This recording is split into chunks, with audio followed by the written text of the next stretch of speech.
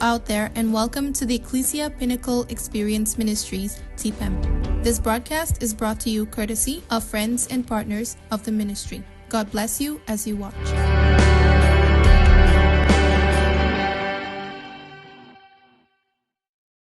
So Solomon did that, and he gathered people, and the glory of God came down. Solomon began to make a prayer. He said, God, everywhere there is an Israelite, if they face this temple, if they can face this temple and pray, answer them. God, if they are in captivity and they remember your temple and they pray, answer them. If they come into this place and their lives is about to be cut short, please answer them. If there is any looking for a child, if they can smell this temple, if they can just answer them. Whatever the situation is, answer them. And God began to speak to Solomon. God said, see, what you have done today, the thing moved me. So, even if I send pestilence on the earth and I shut the heaven, I don't want to go into the fact that heavens can be shut. I know we don't believe it. Heavens can be shut. And this shutting down of the heavens, sometimes is God that can shut it. In fact, based on what we have seen from the scriptures, God shuts down the heavens many times than it is the enemy. Let me say this because I love you, not because when Paul was teaching about I think that's Philippians chapter 4 from verse 13, when he says, I can do all things through Christ who strengthens me. He began to tell them, he said, I want to teach you how to have a spiritual account. Not that I desire a gift from you, but that fruits may abound to your account. I know that there are people that teach and they desire a gift from you. So that's why they teach. But for me, God is my witness. I serve God with my heart. It's not that I desire a gift from you. If you watch the news, for example, you will see that inflation rate has doubled for some people, tripled, quadrupled. It's not going to come down. You need something that is higher than what you are doing now in order for you to survive the times. This thing that we debate is tithing for the believer. Should a believer tithe? Why does a pastor have money? He's chopping the tithe. What is pastor doing with Louis Vuitton and all of that? I would rather do what? Let me tell you, heavens can be shut. That's your argument.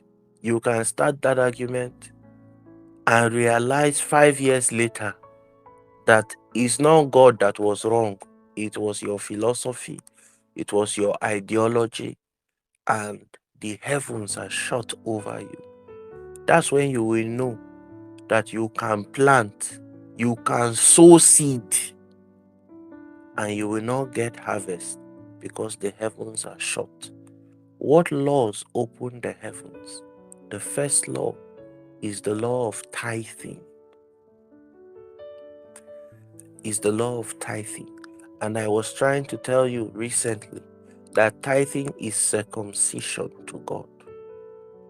The same way when you have a child, you cut off the foreskin. You take some part of it, of that skin, and you cut off the foreskin, and God acknowledges. It is just a way of God knowing that among these men, this is my own. This one is covenanted to me. That is the same thing that happens with your tithe. It opens the heavens. Number 2 is the law of submission. Many people don't know what submission is. Submission is too powerful. Where you come under authority, where you decide that I want to put my head under this head. If you are married, submission in your marriage opens your heavens. If you are in church, submit. So I'm not saying you submit to apostle, but you are not submitted at home. No. I'm not saying you submit to apostle, but you are not submitted in the office. Once you understand hierarchy and authority and you come under it, it is a law that makes sure your heavens are open.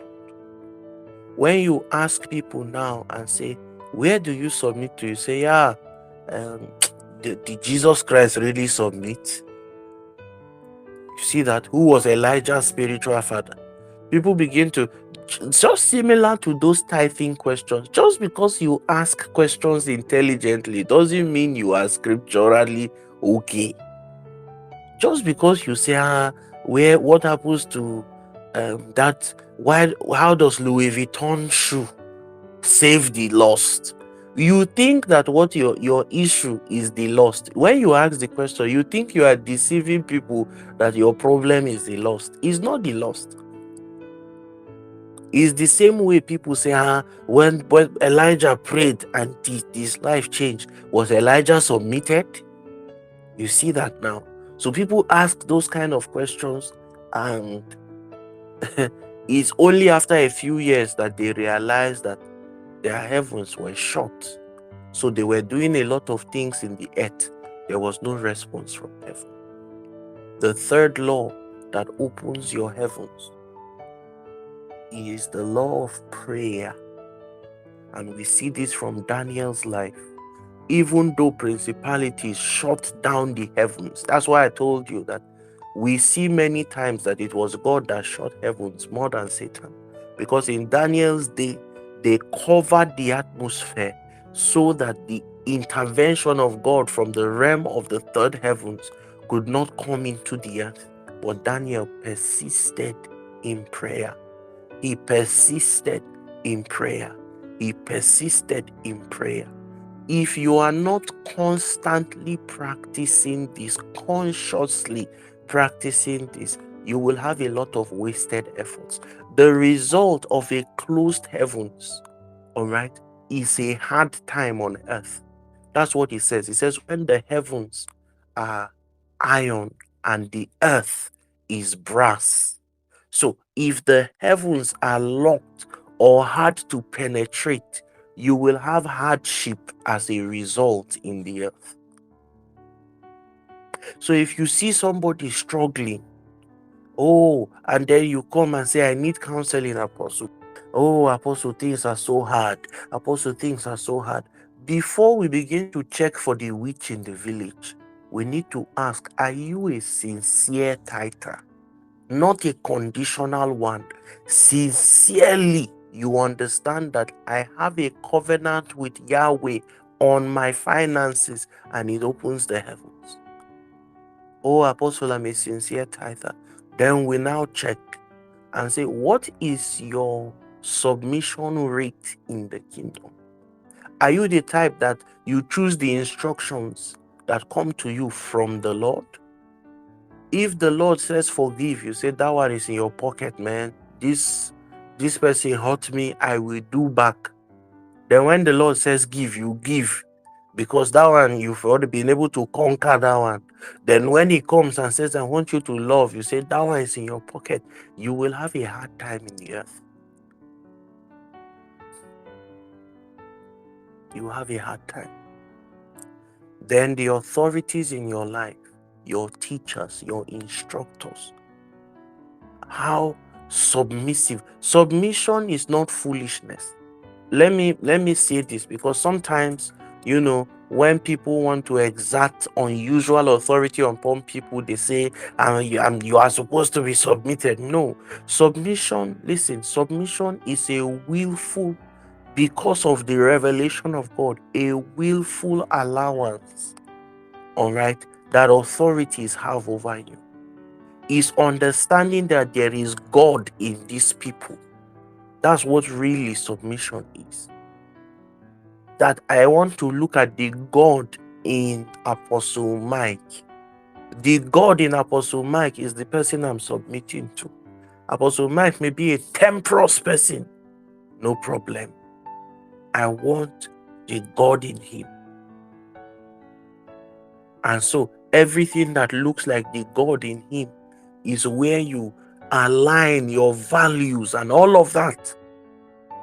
Thank you for watching this broadcast, which was brought to you courtesy of friends and partners of the Ekklesia Pinnacle Experience Ministries. If you have been blessed by our broadcasts, ministrations, or programs, kindly send your testimonies to the email address on display. For counseling, prayers, and ministerial invitations, reach out to the administrative office through the phone number on your screen. WhatsApp messages only. Don't forget to follow our page on Facebook and Twitter, TPM Global. Remember to like, share, and subscribe to our YouTube channel, the Ekklesia Pinnacle Experience Ministries. Join us on our Telegram channel every Tuesdays, Thursdays, Fridays, and Saturdays at 9 p.m. for a wonderful time in God's presence. God bless you.